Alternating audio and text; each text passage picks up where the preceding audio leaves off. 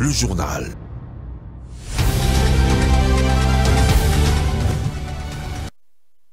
Très heureuse de vous retrouver pour cette grande édition du journal sur Mondico Télévision, dont voici le sommaire.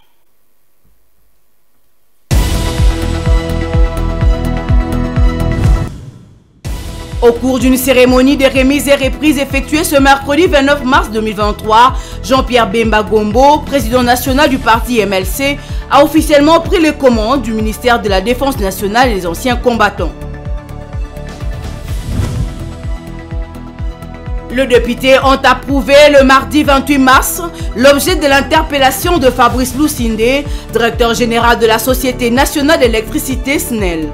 Cette interpellation est initiée par le député Ogin Kalonji qui reproche à ses mandataires plusieurs griefs dont la mégestion.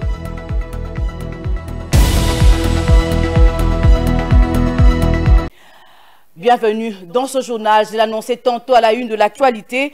Le président du mouvement de libération du Congo, MLC en sigle, Jean-Pierre Bemba Gombo, a officiellement pris ses fonctions en tant que vice-premier ministre, ministre de la Défense nationale de la République démocratique du Congo. La cérémonie de remise et reprise a eu lieu ce mercredi 29 mars 2023. Avec le désormais ex-ministre de la Défense, Gilbert Kabonda. Pour rappel, l'ancien vice-président de l'RDC fait partie de nouvelles figures qui font l'entrée dans le gouvernement Sama Lukonde II. Il prend les commandes dans un contexte sécuritaire caractérisé notamment par l'agression de l'RDC par son voisin, le Rwanda, via le M23. La mise en place du gouvernement Sama Lukonde II, on en parle encore à 9 mois de la tenue des élections en République démocratique du Congo. Maître Olivier Nsona, coordonnateur de la dynamique Congo Fort, en parle dans ce journal. Il a fait quelques recommandations au suivi. Qui pense plus à régler les problèmes les plus élémentaires de la population. Tout simplement. Les compétences existent. Mais ce pays, parfois, pêche par un manque de volonté. Je ne peux pas comprendre. Et dans tous les secteurs, c'est le cas. Ce n'est pas l'arrivée des 10 ministres ou vice-ministres qui va changer quelque chose. Okay? C'est une dynamique gouvernementale. On arrive pour régler le problème de la République. Pas simplement... Bon, malheureusement, la période aussi... Bon, c'est une année électorale. Est-ce qu'il n'y a pas l'impératif aussi de contenter les amis pour des prochaines élections? Mais à côté de ça, qu'on gère la République, qu'on puisse gérer les problèmes les plus élémentaires du quotidien des Congolais. L'eau, l'électricité. Monsieur Kazadi, les Koulouna. Attendez, il fallait demander à M. Bemba de dépêcher les bérets rouges. Les Koulouna, monsieur Kazadi, il faut s'en occuper, s'il vous plaît. C'est une gangrène, mais c'est dans toute la ville de Kinshasa que des jeunes bandits sèment la terreur. Maintenant, c'est plus seulement dans les rues, c'est maintenant dans les maisons des gens. Et ça n'est pas un problème, ça. Enfin, je veux dire, on peut régler ce problème-là. On peut le régler. Moi, je leur dis bon vent, bien que je suis un peu dubitatif, mais qu'on y mette de la bonne foi, tout simplement. Les compétences existent, mais parfois, on n'a pas envie de bien faire, c'est tout. Monsieur Kamere est compétent. Mais je considère que peut-être là, il y a un problème de casting quand même. Hein? Il y a un problème de casting. Avec ce qui s'est passé au ministère hier, oui, je pense que le président aurait pu s'abstenir de donner M. Kamere quand même. Mais bon, il est compétent. En tant qu'économiste, en tant que ministre de l'économie, il peut faire du bon job. Il a été un bon ministre, hein? Il faut le rappeler. Bon ministre, bon président de l'Assemblée nationale. Mais bon, mais c'est un personnage sulfureux quand même, ça, il faut le reconnaître. Bon. C'est quand même une erreur du casting, quand même. Moi, je suis avocat. Moi, je prends acte d'un jugement. On a accusé ce monsieur a été blanchi par la justice. Il a été acquitté par la justice congolaise. Bon. Maintenant, le problème, c'est le procureur, maintenant. Si vous nous dites que ce n'est pas lui qui a pris les 57 millions, où sont passés les 57 millions? C'est ça le débat. Sinon, vous avez deux camps. Ceux qui croient à l'innocence et ceux qui ne croient pas. Maintenant, il faut laver cela. Monsieur Kamere est acquitté, qu'est-ce que vous voulez qu'il fasse? Il reprend du poids de la bête, il fait son job de politicien. Mais il faille maintenant aux autres qui ont un goût de cendre dans la bouche, qu'on leur dise, mais où sont passés 57 millions? Monsieur Kamere est sorti, Djamal est sorti, beaucoup sont sortis. Maintenant, où sont passés les 57 millions? C'est ça la vraie question, $1 million. Et puis à la Chambre basse du Parlement, les députés nationaux ont approuvé le mardi 28 mars 2023 l'objet de l'interpellation de Fabrice Lusinde, directeur général de la Société nationale d'électricité SNEL en sigle. Cette interpellation est initiée par le député Auguste Kalonji qui reproche à ses mandataires plusieurs griefs dont la mégestion. Regardez. Merci, honorable président, pour la parole. L'initiateur a beaucoup parlé, il a lu 12 pages. En bref, il reproche au directeur général de la SNEL beaucoup de choses, dont la mégestion, les coupures intempestives du courant, le délestage. Par une majorité écrasante, nous avons adopté l'objet de l'interpellation de notre collègue pour que le DG de la SNEL vienne un peu nous expliquer, a-t-il déclaré. En février dernier, alors que ça tweetait partout qu'il est introuvable, le patron de la SNEL s'était présenté en bon citoyen devant le parquet général près la cour d'appel de Kinshasa-Gombe, non pas comme accusé, mais plutôt comme témoin dans les dossiers de l'ancien directeur général de la SNEL, Jean-Bosco Kayombo, incarcéré à la prison centrale de Makala et poursuivi pour détournement présumé de plusieurs millions de dollars américains. D'après des sources judiciaires et des témoins, Fabrice Lusinde est rentré chez lui en homme libre. Quant à sa condamnation à 1 mois de prison, décidée il y a quelques jours pour ne pas s'être présenté à la date à laquelle il était attendu, elle a été rabattue. À noter que le directeur général de la SNEL disposera de 8 jours à dater de sa notification pour venir présenter ses moyens de défense devant les députés nationaux.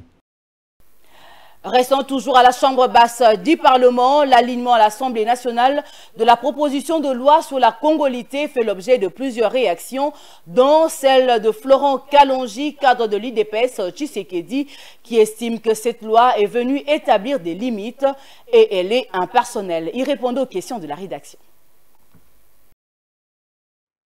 Loin d'être une loi qui divise, moi je pense que c'est une loi salutaire pour la cohésion nationale, pour le progrès de ce pays.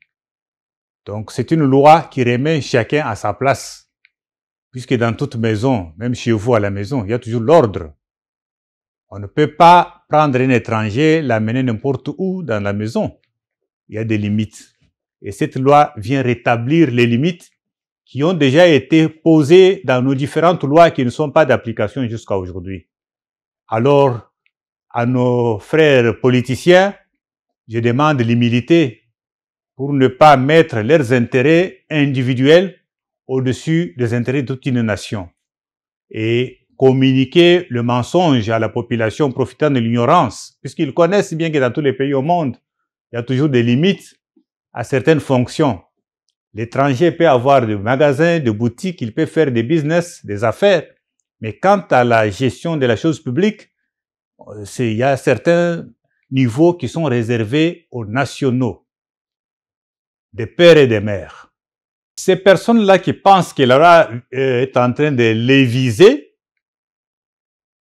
ce sont ces personnes-là, ce sont eux-mêmes qui se sentent en désaccord avec la loi. C'est-à-dire que la loi ne vise personne. La loi ne fait qu'appliquer des dispositions qui sont applicables à tout Congolais. Tout Congolais, par Congolais, je vois les Congolais par option, par adoption, les Congolais par naturalisation. Ils sont Congolais, ils peuvent faire tout ce que les Congolais font, sauf à certaines fonctions, ils ne peuvent pas accéder. Donc la loi ne vise pas des individus, mais ce sont ces individus qui se sentent peut-être en désaccord avec cette loi, qui veulent faire voir à la population que la loi leur est adressée. La loi n'est pas adressée à des individus. Parlons justice à présent. Ouvert depuis le 3 mars dernier, le procès en flagrance du député Edouard Mwanga Chouchou s'est tenu le mardi 28 mars à la prison centrale de Makala à Kinshasa.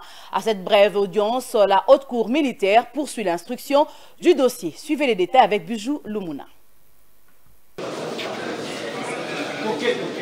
Après lecture du procès verbal de l'audience précédente, le président de la séance, le général Martin Kalala, a rappelé la procédure du procès. Il s'est référé à la loi relative à la procédure devant la Cour de cassation en son article 35 qui stipule le recours en cassation contre le jugement avant dire droit n'est ouvert qu'après le jugement définitif, mais l'exécution même volontaire de tels jugements ne peut être en aucun cas opposée comme fin de non-recevoir. En effet, au cours de cette audience, les avocats du député Mwanga Chouchou ont récusé la procédure de flagrance devant la haute cour militaire. Nous estimons appliquer correctement cette disposition, vous demandant tout simplement de pouvoir sur soi et laisser la place à la Cour de cassation qu'il puisse nous dire ce que dit l'article 35. Visiblement très agacé par les faits, le député a reconnu devant la haute cour militaire qu'il était légalement porteur d'armes. Il a même évoqué sa situation sécuritaire. À un certain moment, il y a eu une problème de droit dans le temps. J'ai vraiment été farouche à cette rébellion et je me suis senti menacé. On ne m'a même pas donné les policiers, j'étais seul. Je venais de l'Ouganda, là où on a fait 4 mois. On s'est défendu tant qu'on pouvait. Et en revenant, j'ai dit, moi je me sens un peu menacé, il faut que je sois protégé. J'ai écrit, le ministre m'a répondu et m'a autorisé d'avoir une arme personnelle. Du côté de la partie civile, on espère voir ces procès aboutir afin que les coupables soient punis par la loi. C'est devant la Cour que nous saurons si l'autorisation obtenue par M. Mwanga Chouchou est authentique ou pas.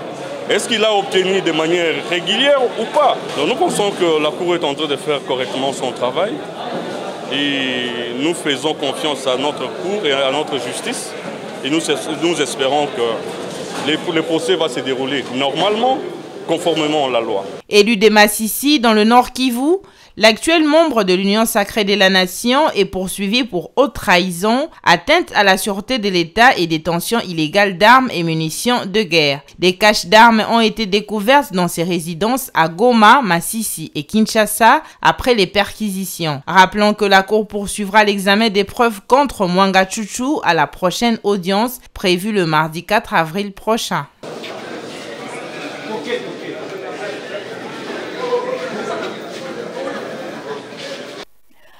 Bonne nouvelle pour les agents de Transco. Le directeur général de l'entreprise publique Transco, les bâtonniers Cyprien Mbéré, a inauguré le tout premier centre hospitalier Transco pour accorder un soin médical de qualité à tous les agents et cadres de cet établissement public. Les détails avec Laetitia Moulal.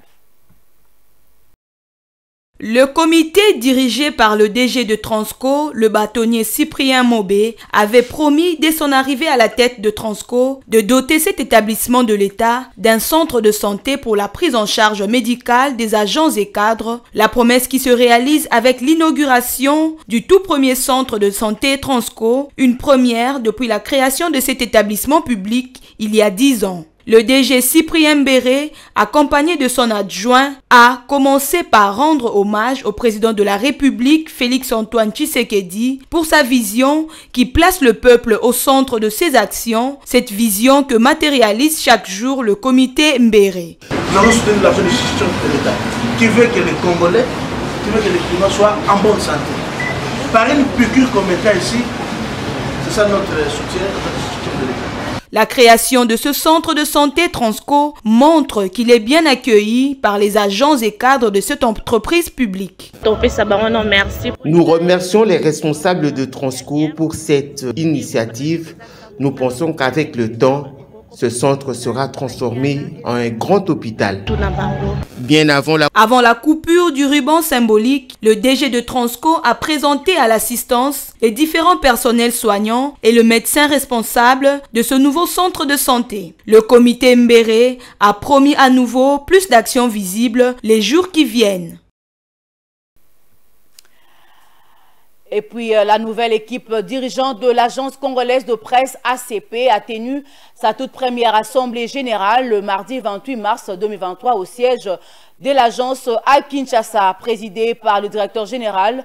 Bienvenue, Marie Bakoumania. Cette réunion a connu la participation de tous les agents et cadres des différents services. Suivez les détails.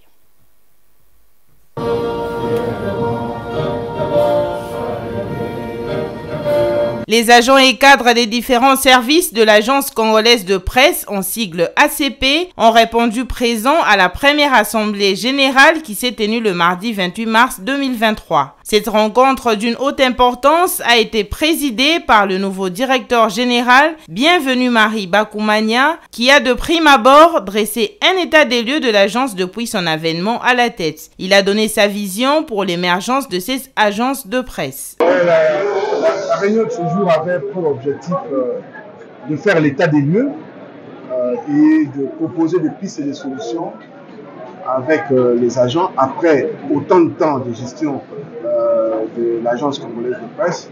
Nous avons constaté des choses, nous avons implémenté des choses et nous avons estimé qu'il fallait marquer un temps d'arrêt pour que nous puissions faire ensemble le point avec l'ensemble du personnel de l'agence congolaise de presse afin que nous puissions prévoir l'avenir avec de nouvelles perspectives centrées essentiellement sur la transition numérique. Mais là, ce n'est pas pour mesure de produire des contenus. Il faut en produire. Il faut produire des dépêches, il faut produire des vidéos, il faut produire des photos. Mais la dimension que nous introduisons ici, c'est les produire en respectant les normes. Parce que nous ne produisons pas dans le respect des standards. Et pour être compétitif, on doit commencer à apprendre à respecter les standards. L'agence congolaise de presse devra travailler en respectant les standards internationaux pour être compétitif. Conformément à la vision de la nouvelle équipe dirigeante de l'ACP, le directeur général tient à relever le niveau de l'agence à travers une création du contenu multimédia afin d'être compétitif sur le marché.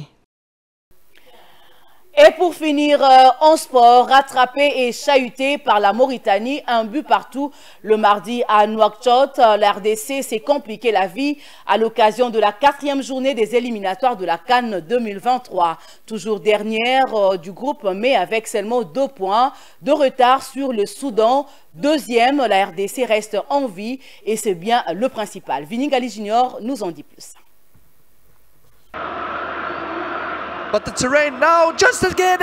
La remontada n'aura donc pas été complète pour les Léopards, battus lors des 2 premières journées et qui avaient repris espoir en s'imposant 3-1 vendredi à l'aller.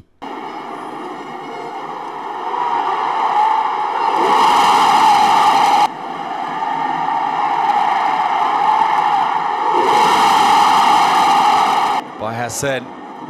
Good run inside as well, and they have pulled. Now Masuaku can get the shot away and does! À une heure tardive, 22h heure locale pour cause de Ramadan, la soirée débutait pourtant de manière idéale pour les coéquipiers des Bakambu et le buteur de l'Olympiakos profitait d'une récupération et d'un service des Bongonda pour marquer son 2e but en 2 matchs. Pour entrer dans la surface, le centre, la reprise à bout portant et le but de la RDC, le but du 1-0. Derrière, les Congolais se faisaient chahuter dans les duels, mais Kiasumwa tenait bon dans le but. Densité dans les 16 mètres, c'est le capitaine qui s'y colle, c'est cadré de la part d'Ali Abeid. Avant la pause, Bakambu bénéficiait même de plusieurs situations de faire le break. Après avoir jailli dans le pied adverse, le buteur voyait toutefois un défenseur lui bloquer la route in extremis, peut-être avec l'aide de la main. C'est en tout cas ce dont se plaignait l'ancien Marseillais. En vain, celui-ci échouait ensuite à cadrer sa tête avant de se faire reprendre in extremis par la défense adverse. Comme à l'aller, les hommes de Sébastien Desabre baissaient toutefois sérieusement des régimes au retour des vestiaires. Après 2 tirs menaçants, dont un d'Aboubacar Kamara, la République démocratique du Congo finissait par plier sur une merveilleuse des frappes sous la barre des Suèdes. Avec cette oh, le but exceptionnel! Légalisation! Un malheur n'arrivant jamais seul, Bakambu était exclu dans la foulée pour un 2e carton jaune en quelques minutes après avoir possiblement laissé traîner son pied sur les gardiens adverses. C'est dont le buteur s'est défendu de manière très véhémente auprès de l'arbitre, à tel point que des joueurs adverses intervenaient pour calmer et prier de quitter le terrain. N'importe quoi! Qui vient se mêler de ce qui ne le regarde pas du tout? Mais pourquoi? Mais laissez-le tranquille! Il a le droit de parler à l'arbitre! Qu'est-ce que ça veut dire? Ils sont malades! Ah mais ça a été, malheureusement, et on y reviendra forcément, tout au long du match, il y a eu quand même... À 10, les Léopards se faisaient peur, mais Camara dévissait son tir après avoir déposé Bopé, puis Kiansumwa claquait la tête des Suèdes. Toujours derrière du groupe, mais avec seulement 2 points de retard sur le Soudan, deuxième, la RDC reste en vie et c'est bien le principal. Sur de Mohamed Souaïd, ils ont résisté finalement les Congolais aux velléités offensives. Cette nouvelle sportive met fin à cette édition du journal, mais avant de nous quitter, place au rappel des titres.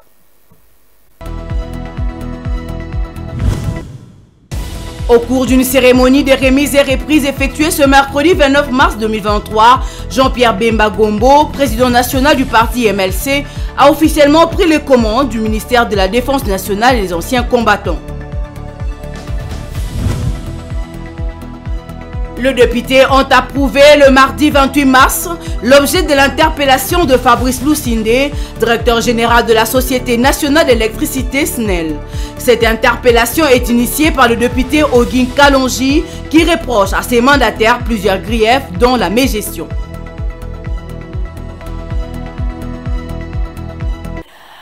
Voilà qui referme complètement cette édition du journal. C'était pour moi un plaisir de vous les présenter au nom de toute la rédaction. Merci de l'avoir suivi. Les prochains rendez-vous est fixé pour demain. D'ici là, bon suite de programme sur Mondico Télévision.